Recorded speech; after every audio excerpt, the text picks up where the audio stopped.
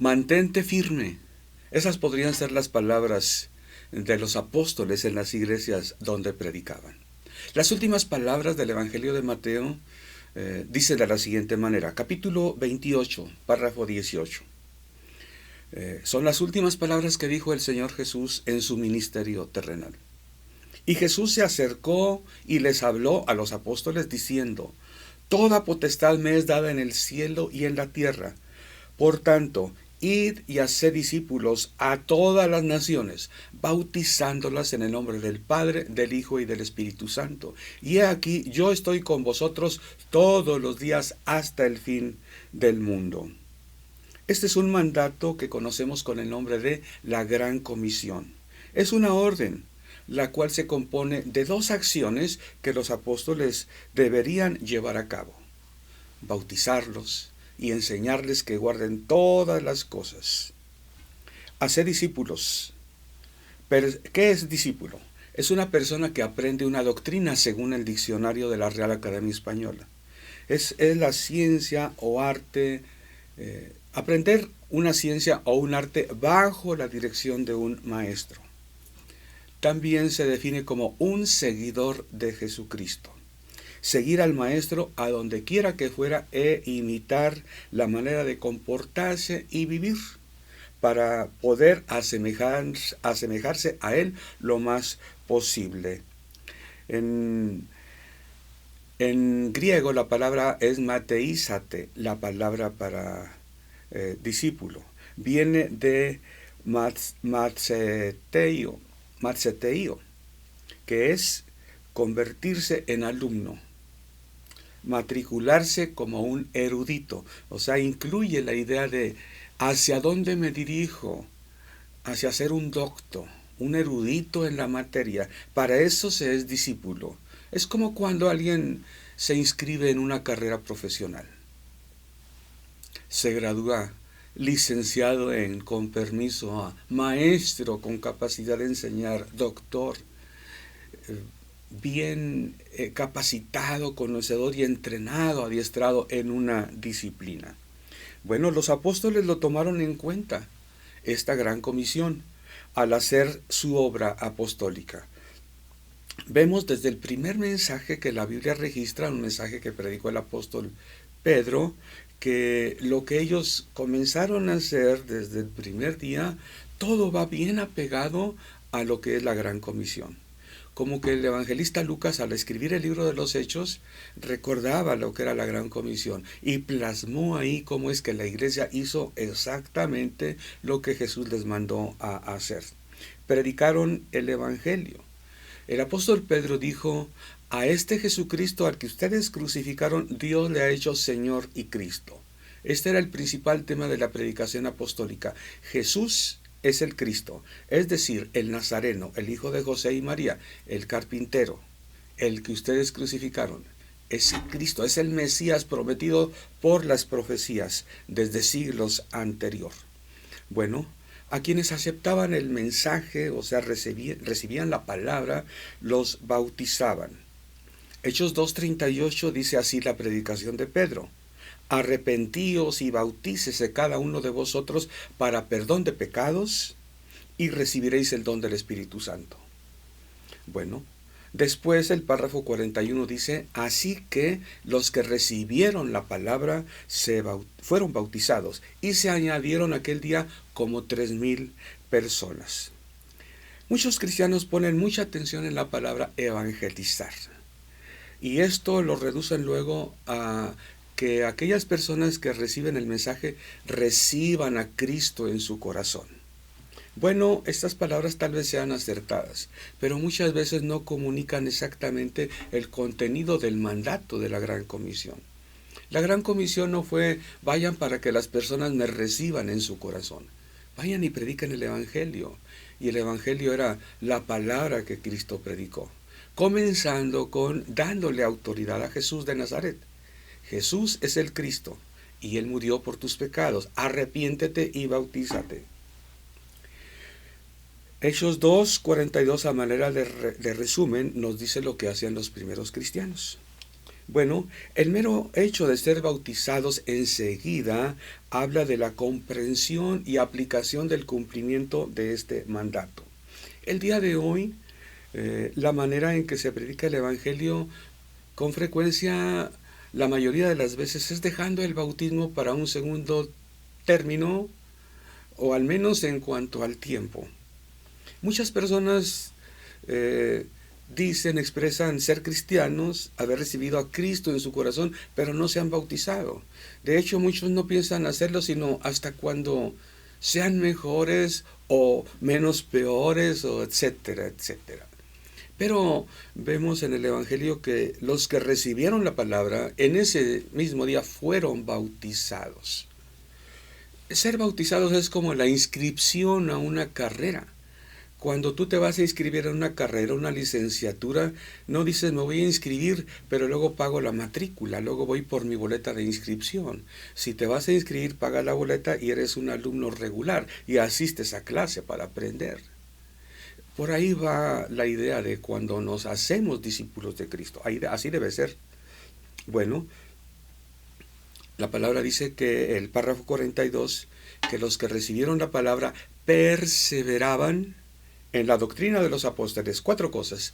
Perseveraban en la doctrina de los apóstoles, en la comunión unos con otros, en el partimiento del pan y en las oraciones. ¿Qué es perseverar en la doctrina de los apóstoles? Bueno, estos les instruían en la palabra de Dios, en lo que Jesús predicó. Por ejemplo, Hechos 18:11 nos dice cuando Pablo, en su primera estancia en Corinto, hizo. ¿Qué fue? Se detuvo ahí 1 año y 6 meses, enseñándoles la palabra de Dios. Esto era lo principal. Mira, una cosa es predicar y otra cosa es enseñar. Predicar puede incluir una arenga, una exhortación, animación, vamos, tú puedes, adelante. Pero enseñar va más bien a explicar la palabra, que se entienda la palabra, dejando la exhortación al Espíritu Santo que haga a través de la palabra de Dios. Las dos cosas son necesarias. De mi parte prefiero abundar en enseñanza más que en predicación. Bueno, Pablo, cuando no podía estar mucho tiempo en un lugar, se apoyaba en los maestros. Efesios capítulo 4 nos habla de 5 ministerios que pudiéramos decir son universales: apóstol, profeta, evangelista, maestro y pastor. Ellos ministraban en muchos lugares, no solamente en un lugar. Aquí nos habla de un maestro. Hechos 18:24, cuando dice que Pablo, que llegó a Éfeso un judío llamado Apolos. Pablo había estado en Éfeso y luego iba a ir a otros lugares. Llegó ahí Apolos, natural de Alejandría, varón elocuente y poderoso en las Escrituras. Este había sido instruido en el camino del Señor, y siendo de espíritu fervoroso, hablaba y enseñaba diligentemente lo concerniente al Señor, aunque solamente conocía el bautismo de Juan. Y comenzó a hablar con denuedo en la sinagoga. Pero cuando le oyeron Priscila y Aquila, le tomaron aparte y le expusieron más exactamente el camino de Dios. Y queriendo él pasar a Acaya, los hermanos le animaron y escribieron a los discípulos de Acaya que le recibiesen. Llegando él allá, fue de gran provecho a los que por la gracia habían creído, porque con gran vehemencia refutaba públicamente a los judíos, demostrando por las Escrituras que Jesús era el Cristo. Apolos era un elocuente maestro. Priscila y Aquila también eran maestros. Al escuchar a Apolos vieron que, aunque era un excelente maestro, faltaba que se actualizara en la doctrina. Le hablaron lo concerniente al bautismo de Jesús, que era importantísimo, porque la predicación del Evangelio debe ser: arrepiéntete y bautízate en el nombre de Jesús. Bueno, entonces Apolos fue de gran bendición ahí en Éfeso, después fue a Acaya, y en Acaya fue de gran provecho por su capacidad para enseñar. Bueno, la semana pasada vimos cómo Pablo, habiendo salido de Tesalónica, luego fue a Derbe y después en Atenas, cómo es que él se había adelantado por problemas que había habido en estas ciudades, se había quedado atrás Timoteo. Cuando Timoteo lo alcanza en Atenas, Pablo lo regresa a Tesalónica y le dice, ve a ver cómo está la iglesia en Tesalónica, para confirmarlos en la fe. Ahí está la importancia de la enseñanza, de que a alguien, una persona que ya recibió a Cristo en su corazón, conozca más ampliamente la palabra. Como Lucas le dijo a Teófilo, para que sepas todas las verdades acerca de las cuales has sido instruido. Es decir, hay que crecer en el conocimiento de la palabra. Bueno, una vez adquirida, la palabra debe ser reforzada, confirmada, porque luego vienen dudas, tentaciones, problemas, y esto puede enfriar la fe del nuevo discípulo. Por todo lo anterior, podemos ver la importancia de seguir aprendiendo, de siempre ser un discípulo. Esta palabra se encuentra 261 veces en el Nuevo Testamento. En Mateo, 72 veces. En el Evangelio de Marcos, 47. En Lucas, 36. Y en Juan, aunque es corto el Evangelio, se encuentra más que en todos los otros, 78 veces. En el libro de los Hechos, 28 ocasiones. Bueno, se les llamó a los primeros cristianos discípulos. En Antioquía, según Hechos 11:26, dice así: y se congregaron ahí todo un año con la iglesia. Se refiere a algunos cristianos, y enseñaron a mucha gente, y a los discípulos se les llamó cristianos por primera vez en Antioquía. Un cristiano es un discípulo, es uno que está aprendiendo para ser docto. Es un buen término la palabra cristiano, aunque en un principio fue usado de manera peyorativa. Esos seguidores de Cristo, cuando Cristo era despreciado en la mente de algunos que no lo aceptaron. Esos son seguidores de Cristo. Aunque es un buen término, un seguidor de Cristo es un discípulo.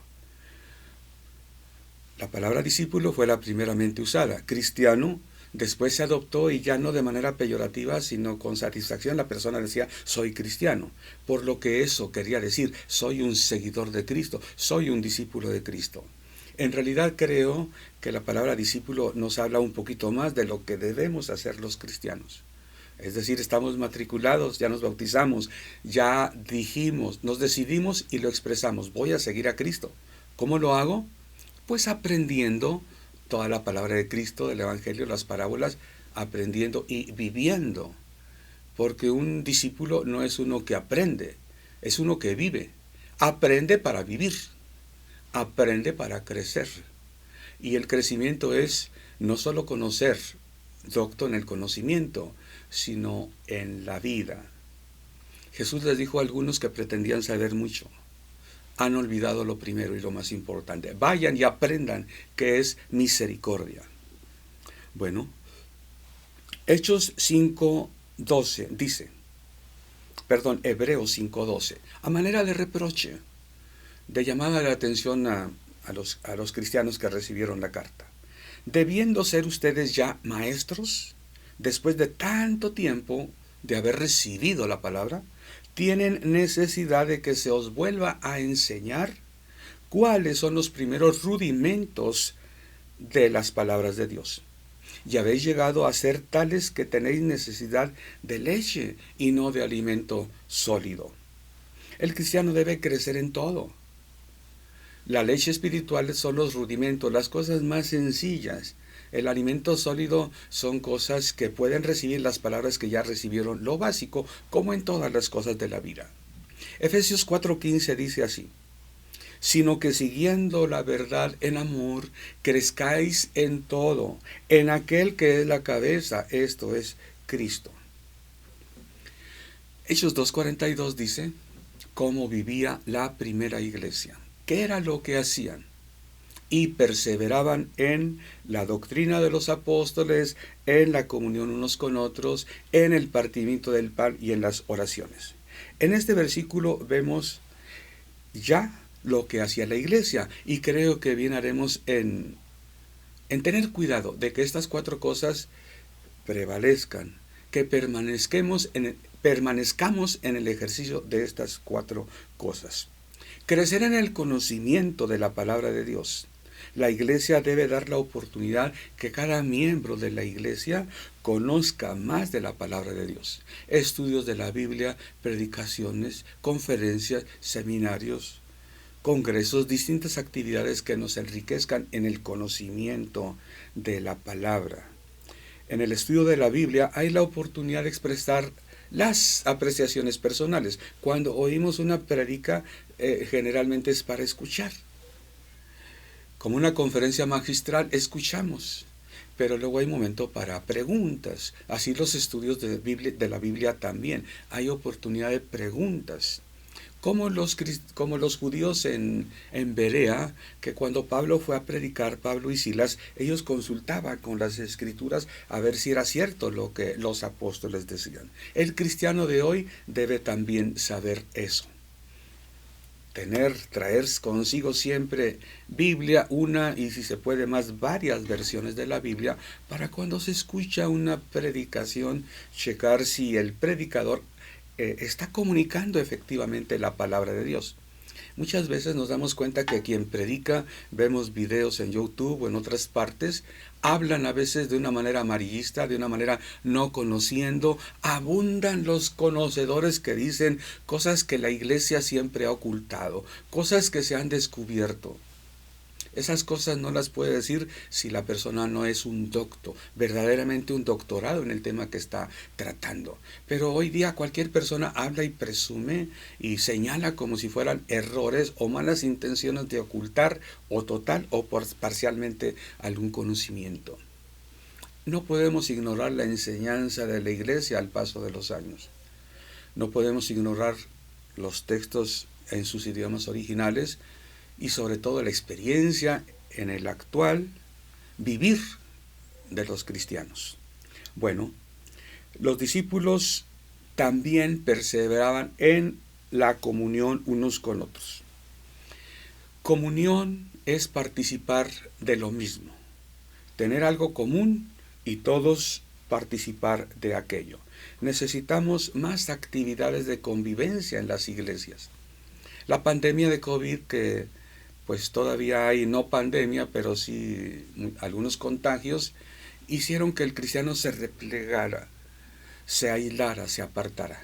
Bueno, ya que no tenemos pandemia, los cristianos tenemos que poner atención en enriquecer la vida de convivencia que se perdió mucho por la pandemia. Somos una familia, la familia de Dios. Primera a los Corintios capítulo 11 nos habla cómo es que la iglesia se reunía y convivía con frecuencia, en algunos lugares todos los días, comían juntamente, dice la Biblia, con alegría y sencillez de corazón. Esa es la comunión unos con otros. Todos necesitamos convivir con otras personas, somos seres sociales y sociables. Bueno, la iglesia, el cuerpo de Cristo, la familia de Dios es el mejor lugar de convivencia para alguien que se dice seguidor, discípulo de Cristo o simplemente cristiano. La iglesia perseveraba en el partimiento del pan. ¿Qué es esto? Partimiento del pan. Al decir de él, es un artículo determinado de el pan. Un pan. No es de muchos panes. No es cada quien un pedacito de pan en su casa.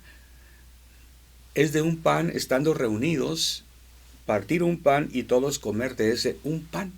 Con eso decir, todos participamos de Cristo. Hay un solo Cristo, hay un solo Dios verdadero. Ok, esa es la idea. Efesios 4 nos recalca que debemos estar solícitos en guardar la unidad del Espíritu en el vínculo de la paz. Y es el Espíritu Santo el que nos reúne. En tiempo de pandemia, algunos cristianos en Estados Unidos y en otros lugares no se podían encerrar en un edificio, pero algunos buscaban lugares públicos abiertos, despejados para reunirse. Esto es ser creativos para lo que es iglesia. Iglesia no es un templo. Iglesia es grupo de cristianos unidos con un propósito. El partimiento del pan es el mayor ejemplo. la mejor manera de estar unidos. Y al estar unidos, recordar que somos uno, declarar, proclamar que somos uno. Y de hecho es la única fiesta que el Señor pidió a los cristianos que celebrásemos, la comunión. Un cuerpo y un espíritu, como fuisteis también llamados en una misma esperanza de vuestra vocación. Así es como continúa Efesios 4. Tenemos un Señor, una fe, un bautismo, un Dios y Padre de todos, el cual es sobre todos, por todos y en todos. Bueno, el mero hecho de que tengamos la celebración no nos hace más cristianos, pero sí nos recuerda que somos uno. Nos recuerda que debemos estar mantenidos en humildad, solícitos para guardar la unidad, no nuestra, sino la del Espíritu, y en santidad, porque tenemos que recordar que Dios nos perdona y pedirle que lo haga cuando sabemos que hace falta, y también congraciarnos, pedir perdón con los hermanos para mantenernos unidos en un mismo cuerpo, en una misma fe, porque hay un solo Dios que es sobre todos, por todos y en todos. Debemos mantenernos de esta manera en humildad y amor. Nosotros con Dios, nosotros con el prójimo. Como autodisciplina debemos valorar esta celebración. Repito, es la única celebración que Dios pidió que celebrásemos. Entonces, no hay que faltar cuando vamos a celebrar la comunión como iglesia, ni cada vez que nos reunimos, de preferencia. Si salimos fuera de la ciudad de residencia habitual, procurar participar con la iglesia a donde vayamos ahí. Por eso es que muchas iglesias tienen lo que se llama una comunión abierta o semiabierta. ¿Qué quiere decir? Eres miembro de una iglesia en una ciudad, pero vas a otra, puedes participar de la comunión ahí. Si testificas que Jesucristo es tu Salvador, tu único Salvador, y si te has bautizado en el nombre del Padre, del Hijo y del Espíritu Santo. Bueno, la iglesia también perseveraba en las oraciones. De esta lectura que dice perseveraban en las oraciones, se desprende que hay varios tipos de oraciones. Y Pablo lo dice también, y Pedro. Quiero que a Timoteo Pablo le dice que se hagan rogativas, oraciones, peticiones, acciones de gracias. En 1 Timoteo 2, 1 y 8. Quiero pues que los hombres oren en todo lugar, levantando manos santas sin ira ni contienda. Al decir los hombres es las personas, los cristianos, que podamos orar a Dios en cualquier lugar. El pueblo de Israel tenía sus horas de oración. La hora primera, la hora sexta, la hora nona y otras. Bueno, orar es tener comunión con Dios. Una cosa es pedirle a Dios, pero otra cosa es tener comunión, simplemente hablarle. ¿Qué le podías decir al Padre Celestial? Bueno, la oración del Padre Nuestro es un ejemplo de algunas cosas que podemos comunicarnos con el Padre. ¿Qué incluirían las oraciones de Jesús? La palabra de Dios nos dice con frecuencia que oraba. Por ejemplo, Lucas 5, 15 y 16 dice así: pero su fama se extendía más y más, y se reunía mucha gente para oírle y para que le sanase de sus enfermedades. Mas él se apartaba a lugares desiertos y oraba. No se apartaba 5 minutos, se apartaba horas, mucho tiempo para orar. ¿Qué podía orar el Hijo de Dios con su Padre? Bueno, tenemos que recordar que Jesús es el Verbo encarnado. Él anduvo aquí en la tierra en carne y hueso, sufrió tentaciones, tuvo hambre, desvelos, cansancio.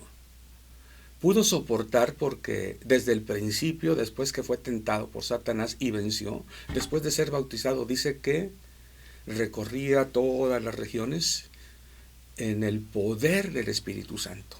Para eso oraba Jesús, para estar siempre en línea con el Padre en su voluntad, siempre conocedor de la voluntad del Padre, siempre haciendo las cosas en el poder del Espíritu Santo. Dice Pablo, si alguno habla, hable conforme a las palabras que da Dios. Si alguno ministra, ministre conforme al poder que da Dios. Eso es lo que a veces al cristiano le falta. Hablar, pero permanecer en la palabra. Ministrar, pero conforme, no lo que quiero, no lo que puedo, no lo que quisiera, sino conforme al poder que da Dios por su Espíritu Santo. ¿Qué necesitamos los cristianos el día de hoy? Perseverar en la doctrina de los apóstoles, perseverar en la comunión unos con otros, perseverar en el partimiento del un pan, perseverar en las oraciones. La promesa de Jesucristo de estar con nosotros todos los días, bueno, así se lo dijo a los discípulos: he aquí yo estoy con vosotros todos los días, hasta el fin del mundo, se cumplen en el Espíritu Santo. Dice Juan, con este pasaje terminamos. Juan 14, 23. Respondió Jesús y le dijo: el que me ama, mi palabra guardará. ¿Te das cuenta? La palabra. No se trata nada más de que recibiste a Cristo en tu corazón, se trata de que guardes la palabra. Hay que conocer la palabra más y más para guardarla plenamente.